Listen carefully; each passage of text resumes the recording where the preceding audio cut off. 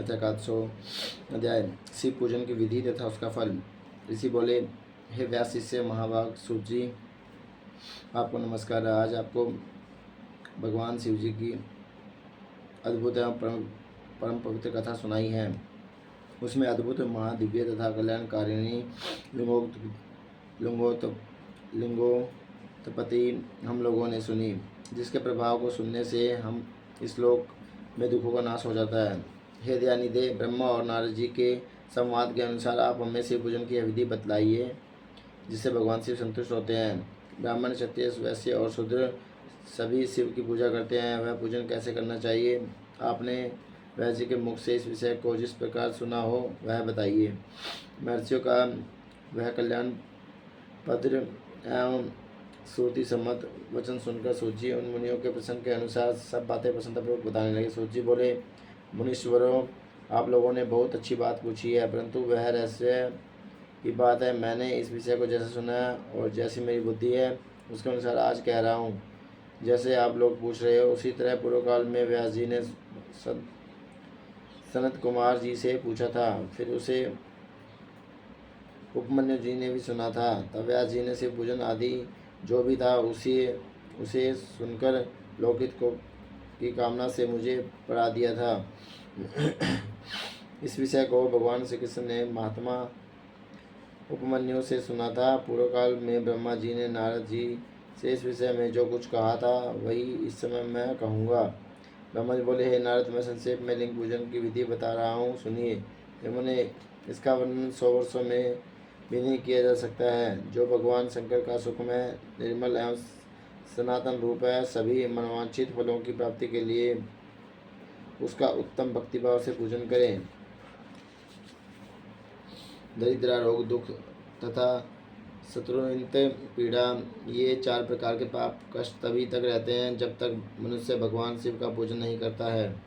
भगवान शिव की पूजा होते ही सारे दुख विलीन हो जाते हैं और समस्त सुखों की प्राप्ति हो जाती है। तत्पश्चात मुक्ति भी हो जाती है। जो मानव शरीर का आश्रय लेकर मुख्यतः संतान सुख की कामना करता है, उसे चाहिए कि संपूर्ण कार्य और मनोरथों के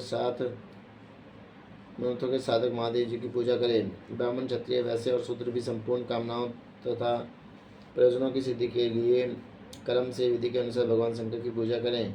प्रातःकाल ब्रह्म मुहूर्त में उठकर गुरु तथा शिव का स्मरण करके पुनः तीर्थों का चिंतन करके भगवान विष्णु का ध्यान करें। हे मुनि, इसके बाद मेरा देवताओं का और मुनि आदि का भी स्मरण चिंतन करके स्त्रोत पाठ पूर्वक शंकर जी का विधिपूर्वक नाम लें। उसके बाद सैया से उठकर निवास स्थान से दक्षिण दिशा में जाकर मल त्याग करें। हे मुनि, एकांत में मलोत्सर्ग करना चाहिए। उससे शुद्ध होने के लिए जो विधि मैंने सुन रखी है, आप लोगों से उसी को आज कहता हूँ। मन को एकाग्र करके सुने। ब्राह्मण शुद्धि के लिए 5 बार मिट्टी का लेप करें और धोएं। क्षत्रिय 4 बार, वैसे 3 बार और शुद्ध 2 बार विधिपूर्वक बुद्धा की शुद्धि के लिए उसमें मिट्टी लगाएं। लिंग में भी 1 बार प्रयत्नपूर्वक मिट्टी लगानी चाहिए। तत्पश्चात बाएं हाथ में 10 बार और दोनों हाथों में 7 बार मिट्टी लगाएं। अर्थात प्रत्येक पैर में 3-3 बार मिट्टी लगाएं। फिर दोनों हाथों में भी 3 बार मिट्टी लगाकर धोएं। स्त्रियों को शूद्र की भांति अच्छी तरह मिट्टी लगानी चाहिए। हाथ पर धोकर पूर्ववत शुद्ध मिट्टी का संग्रह करना चाहिए। इसके बाद मनुष्य को अपने वर्णों के अनुसार दातून करनी चाहिए। ब्राह्मण को 12 अंगुल की दातून करनी चाहिए, क्षत्रिय 11 अंगुल, वैश्य 10 अंगुल और शूद्र 9 अंगुल की दातून करें। दातून का यह मान बताया गया है। मनुस्मृति के अनुसार काल दोष का विचार करके ही दातून करें या त्याग दें। हितात षष्ठी, प्रतिव्रता, अमावस्या, नवमी, व्रत का दिन, सूर्यास्त का समय, रविवार तथा सदा दिवस ये दंत धावन के लिए वर्जित हैं। तीर्थ आदि में भी विधिपूर्वक स्नान करना चाहिए। विशेष देश काल आने पर मंत्रोच्चारण पूर्वक स्नान करना चाहिए। पहले आचमन करके धुला हुआ वस्त्र धारण करें, फिर सुंदर एकांत स्थान में बैठकर संध्या विधि का अनुष्ठान करें। यथा योग्य संध्या विधि करके पूजा का कार्य आरंभ करें।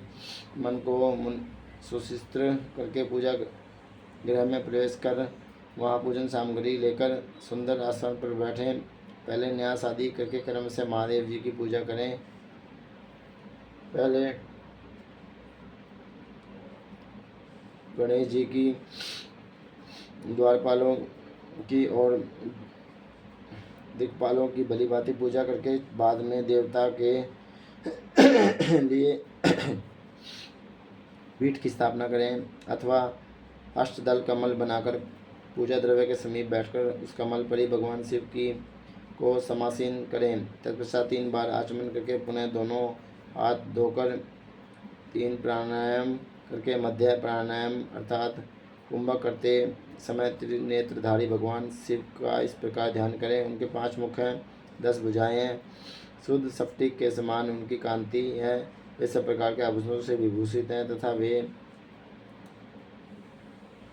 व्यावश्रम का उत्तरीय ओढ़े हुए हैं। उनके सारूप्य की भावना करके मनुष्य सदा के लिए अपने पाप को भस्म कर डाले।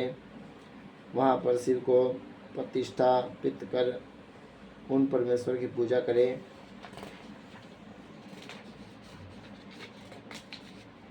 शरीर शुद्धि करके मूल मंत्र का कर्म से न्यास करें अथवा सर्वत्र प्रणव से ही संन्यास करें। इस प्रकार इत्यादि न्यास करके पूजा आरंभ करें।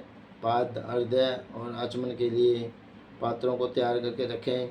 बुद्धिमान पुरुष विधि पूर्वक भिन्न भिन्न प्रकार के 9 कलश स्थापित करें। उन्हें कुशाओं से ढककर कुशाओं से ही जल लेकर उन सब का प्रेक्षण करें। उन सभी पात्रों में शीतल जल डालें। तत्पश्चात बुद्धिमान पुरुष देखभाल कर प्रणव मंत्र के द्वारा उनमें इन द्रव्यों को डालें। खस और चंदन को पाद पात्र में रखें। चमेली के फूल, शीतल चीनी कपूर, बड़की जड़ तथा तमाल, इन सब को यथोचित रूप से चूर्ण बनाकर आचमनीय पात्र में डालें। यह सब चंदन सहित सभी पात्रों में डालना चाहिए। देवादिदेव महादेव जी के पार्श्व भाग में नंदीश्वर का पूजन करें। गंध, धूप, दीप आदि विविध उपचारों से शिव की पूजा करें। फिर प्रसन्नतापूर्वक लिंग शुद्धि करके मनुष्य उचित रूप से मंत्र समूह के आदि में प्रणव तथा अंत में नमः पद जोड़कर उनके द्वारा अथवा प्रणव का उच्चारण करके सबसित पद आदि आसन की कल्पना करें। पुनः यह भावना करें कि इस कमल का पूर्वदल साक्षात अणिमा नामक ऐश्वर्य रूप तथा अविनाशी है। दक्षिण दल तमिषा है, पश्चिम दल महिमा है, उत्तर दल प्राप्ति है। अग्निकोचक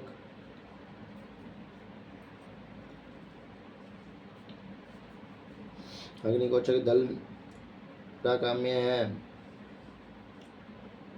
द्वितीय कोण का दल ईशितव है।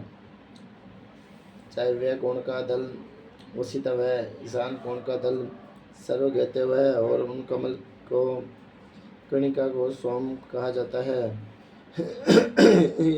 इस सोम के नीचे सूर्य है, सूर्य के नीचे यह अग्नि है और अग्नि के भी नीचे धर्म आदि की कर्म से कल्पना करें। इसके पश्चात 4 दिशाओं में अव्यक्त आदि को तथा सोम के नीचे 3 गुणों की कल्पना करें। इसके बाद ओम सदोजातम प्रणिधाम धामी इत्यादि मंत्र से परमेश्वर शिव का आह्वान करके ओम वामदेवाय नमः इत्यादि वामदेव मंत्र से ही उन्हें आसन पर विराजमान करें। फिर ओम तत्पुरुषाय विधेय इत्यादि रुद्र गायत्री द्वारा इष्ट देव का सांध्य प्राप्त करके उन्हें ओम अघोरेभ्यो इत्यादि अघोर मंत्र से वहाँ निरुद्ध करें। तत्पश्चात ओम ईशान सर्वविद्यानाम इत्यादि मंत्र से आराध्य देव का पूजन करें। पाद और आचमनीय करके अर्घ्य दें। तत्पश्चात गंध और चंदन मिश्रित जल से विधिपूर्वक रुद्रदेव को स्नान कराएं। फिर पंचांगवें निर्माण की विधि से 5 द्रव्यों की एक मात्र से लेकर प्रणव से ही अभिमंत्रित करके उन मिश्रित गव्य पदार्थों द्वारा भगवान को स्नान कराएं। तत्पश्चात पृथक पृथक दूध, दही, मधु, गन्ने के रस तथा भी से नहलाकर समस्त अभिष्टों के दाता और हितकारी पूजनीय महादेव जी के वर्णों के उच्चारण पूर्वक पवित्र द्रव्यों द्वारा अभिषेक करें। साधक सफेद वस्त्र से उस जल को यथोचित रीति से छान लें और पवित्र जल पात्रों में मंत्रोच्चारण पूर्वक जल डालें। जलधारा तब तक बंद न करें जब तक इष्ट देव को चंदन न चढ़ाएं। तब सुंदर अक्षरों द्वारा प्रसन्नतापूर्वक शंकर जी की पूजा करें। उनके ऊपर कुश, अपामार, कपूर, चमेली, चंपा, गुलाब, सफ़ेद कनेर, बेला, कमल तथा उत्पल आदि भांति भांति के अपूर्व पुष्पों चंदन से उनकी पूजा करें। परमेश्वर शिव के ऊपर जल की धारा गिरती रहे इसकी व्यवस्था करें।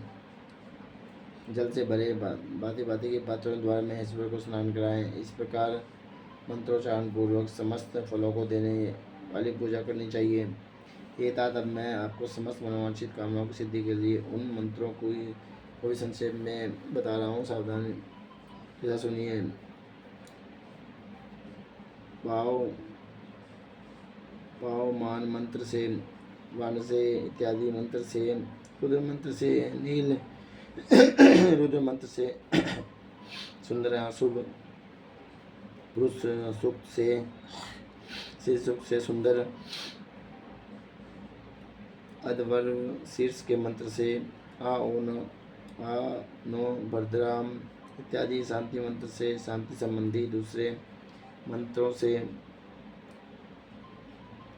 वारुण मंत्र और आरुण मंत्र से, अर्थाभीष्ट शाम तथा देव शाम से, अभिवाम इत्यादि प्रथंत शाम से, पुरुष सूक्त से, मृत्युंजय मंत्र से तथा पंचाक्षर मंत्र से पूजा करें।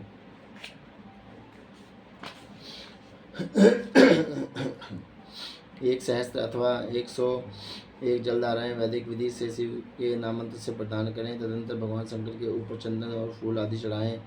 प्रणव से तांबूल आदि अर्पित करें। इसके बाद जो स्फटिक मणि के समान निर्मल, निष्कल, अविनाशी, सर्वलोक में ब्रह्मदेव हैं, जो ब्रह्मा, इंद्र, उपेंद्र, विष्णु आदि देवताओं को भी गोचर न होने वाले वेदवेता विद्वानों के द्वारा वेदांत में अगोचर बताए गए हैं, जो आदि मध्य अंत से रहित समस्त रोगियों के लिए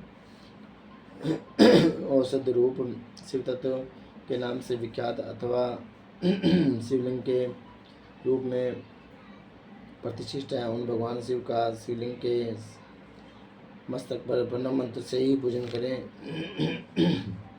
धूप, दीप, नैवेद्य, सुंदर तांबूल, सुर में आरती, स्तोत्रों तथा नाना प्रकार के मंत्रों एवं नमस्कारों द्वारा यथोक्त विधि से उनकी पूजा करें। तत्पश्चात अर्घ्य देकर भगवान के चरणों में फूल बिखेर कर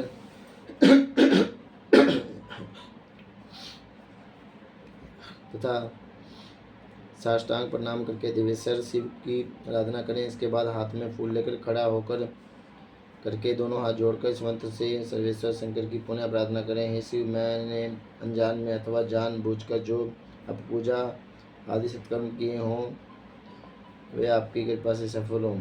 इस प्रकार पढ़कर भगवान शिव के ऊपर प्रसन्नतापूर्वक फूल चढ़ाएं। तत्पश्चात स्वस्तिक वाचन करके नाना प्रकार की आशा प्रार्थना करें। फिर शिव के ऊपर मार्जन करना चाहिए। इसके बाद नमस्कार करके अपराध के लिए क्षमा प्रार्थना करते हुए पुनराग मंत्र के लिए विसर्जन करना चाहिए। इसके बाद अघोर मंत्र का उच्चारण करके नमस्कार करें। फिर संपूर्ण भाव से युक्त होकर इस प्रकार प्रार्थना करें। प्रत्येक जन्म में शिव में मेरी भक्ति हो, शिव में भक्ति हो। आपके अतिरिक्त दूसरा कोई मुझे शरण देने वाला नहीं है। हे महादेव, आप ही मेरे लिए शरणदाता है। इस प्रकार प्रार्थना करके पराभक्ति के द्वारा संपूर्ण सिद्धार्थ के दाता देवेश्वर शिव का पूजन करें। विशेषतः गन्ने की विशेषतः गले की ध्वनि से भगवान को संतुष्ट करें। तत्पश्चात परिवारजनों के साथ नमस्कार करके अनुपम प्रसन्नता प्राप्त करके समस्त कार्य सुखपूर्वक करता रहे। जो इस प्रकार शिव भक्ति प्राणों का प्रतिदिन पूजन करता है उसे अवश्य ही पग पग पर सब प्रकार की सिद्धि प्राप्त हो जाती है। यह उत्तम वक्ता होता है तथा उसे मनोवांछित फल की निश्चयी प्राप्ति होती है। रोग दुख शोक दूसरों के निमित्त से होने वाला उद्वेग कुटिलता विष तथा अन्य जो कष्ट उपस्थित होता है उसे कल्याणकारी परम शिव अवश्य नष्ट कर देते हैं। उस उपासक का कल्याण होता है। जैसे शुक्ल पक्ष में चंद्रमा बढ़ता है वैसे ही शंकर की पूजा से उसमें अवश्य ही सद्गुणों की वृद्धि होती है। हे मुनि श्रेष्ठ, इस प्रकार मैंने शिव की पूजा का विधान आपको बताया है। हे नारद, अब आप और क्या पूछना तथा सुनना चाहते हैं? इति श्री शिव महापुराणे द्वितीयाय रुद्र संहितायां प्रथम खंडे सृष्टि रूपखाने शिव पूजा विधि वर्णन नामक 8वां अध्याय। इस प्रकार से शिव महापुराण के अंतर्गत द्वितीय रुद्र संहिता के प्रथम खंड में सृष्टि उपाख्यान में शिव पूजन विधि वर्णन नामक 11वां अध्याय पूर्ण हुआ।